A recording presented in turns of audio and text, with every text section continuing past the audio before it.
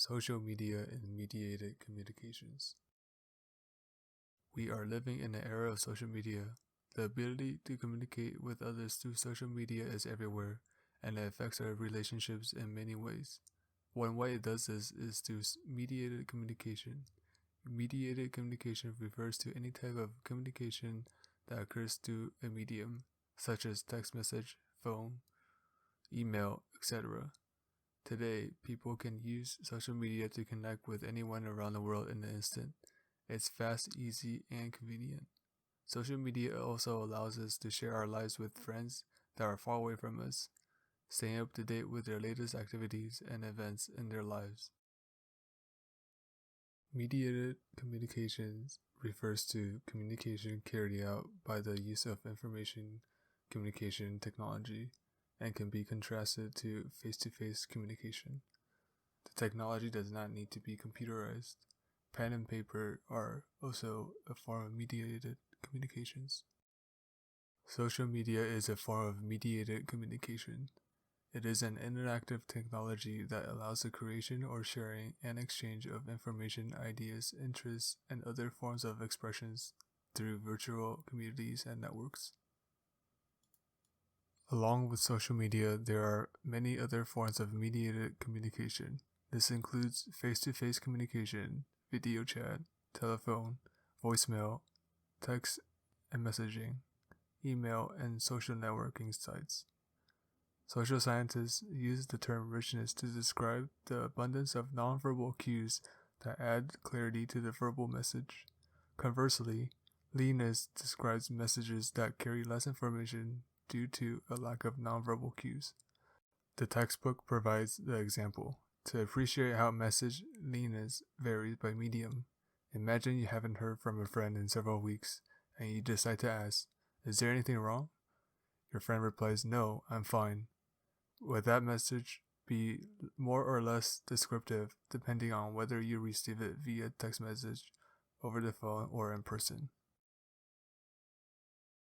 According to the textbook, the way you use social media dictates how it affects you. It can be both alienating or connecting, both superficial or meaningful, and both unhealthy or healthy. For example, on the textbook, page 31 and 32, technology is most alienating when it is used as a substitute for face-to-face communication. There is a correlation between loneliness and what social scientists call a preference for online social interaction. But at the same time, research shows that mediated communication can enhance relationships. This is because mediated communication shouldn't use so much as a replacement for face-to-face as a supplement. On page 34 and 35, the textbook says that over-reliance on brief mediated messages can lead to superficial connections. And while that can be the case, communication technology do still provide a meaningful way to connect with like-minded people. Not only that, mediated communications can also strengthen existing relationships by supplementing face-to-face interaction. On page 36 and 37, textbook states overuse of mediated communication can take a toll on physical and mental health, but when used in a balanced way, social media provides the opportunity to develop and maintain social connectedness. That connectedness is associated with lower depression and anxiety and greater life satisfaction. Overall, in order to get the most out of mediated communications, media communications should be used in moderation, used in an active manner, and with communicators you know in real life. We agree with the author's conclusion. Mediated communications can be beneficial, but only as a complement to face-to-face communication, not as a replacement. From my own personal experiences, I do not use social media like Facebook or Instagram. I do not feel the need to post about my day or post nice pictures and prefer chat-based social media apps. They have helped me tremendously during COVID. It is faster and more convenient for me personally. I can share and exchange information as well as connect with communities that are distant. As for my own personal experiences, mediated communication has always been a convenient way for me to connect with friends and family. I find, however, that if I spend extended amounts of time passively scrolling, I log off social media sites feeling worse than I had before I went online. For this reason, I typically only log onto social media platforms with the purpose of talking to someone in particular. Otherwise, it affects my mood and wastes my time. According to Neon Osgoven in his Social Behavior and Personality Journal, The Relationship Between Personality Traits and Social Media Use, results gained in a survey study amongst 503 Faculty of Economics and Administrative Science students revealed that personality traits play a vital role in determining the level of social media use. Conscientiousness, openness to experience, and life satisfaction were found to be significant predictors of the amount of social media use, as were levels of income and education. According to Yu from BMC Public Health, a study showed that a relatively high percentage of children already use social media at age 9 years. Children of low-educated mothers and children from single-parent families spent more time on social media as measured by instant messaging or social network site exposure. Children of low-educated fathers or from families with financial difficulties were associated with social network site exposure. According to the book Social Impacts of Digital Media by Justin Healy, a senior research scholar and professor at the School of International and Public Affairs, Columbia University, electronic relationships are becoming so common that some people are concerned that they may be undermining real-world interaction. Vincent Nichols, the UK's head of the Catholic Church, recently told an English newspaper that because of social media, as a society, we're losing some of the ability to build interpersonal communication that's necessary for living together and building a community.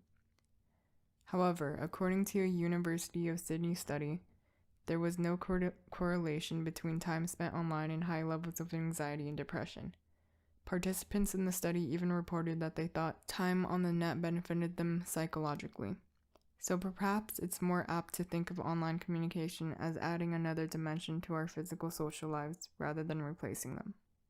According to Philip Napoli, associate of the Duke Initiative for Science and Society, in his book, Mediated Communication, the core argument of the dependency model of mass media effects is that finding a strong media impact on individuals is conditional on the level of these individuals' dependency on the media.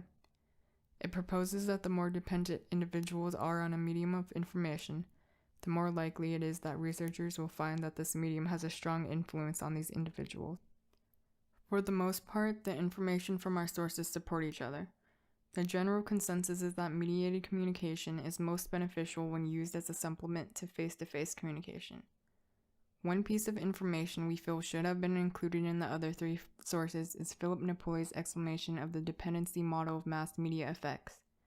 According to this theory, the more dependent someone is on a piece of media, the more it affects them. This is a good example of why moderation is important when it comes to social media.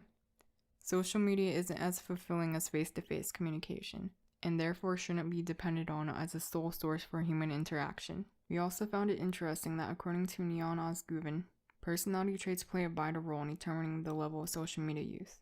In other words, certain characteristics, from income to education level, automatically predispose certain people to more social media use than others.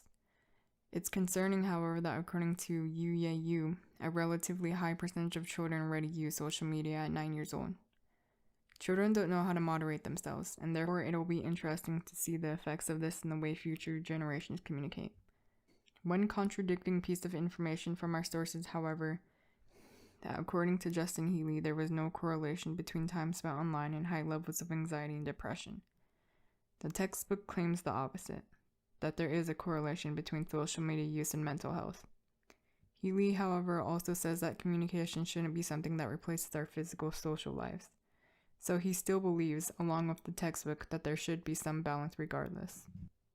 Conclusion. Some people say that social media is the death of the spoken word because people communicate through pictures and videos, without ever verbalizing or reading what they're communicating. However, this is not necessarily true. Social media, while having its risks, has provided new opportunities for communication, which can be beneficial when applied to the interpersonal relationships in our lives. Issues arise, however, when mediated communication is used as a replacement for face-to-face communication. To reap the benefits of social media without the drawbacks, moderation, active rather than passive use, and using social media with communicators you know in real life is recommended. And these are our references.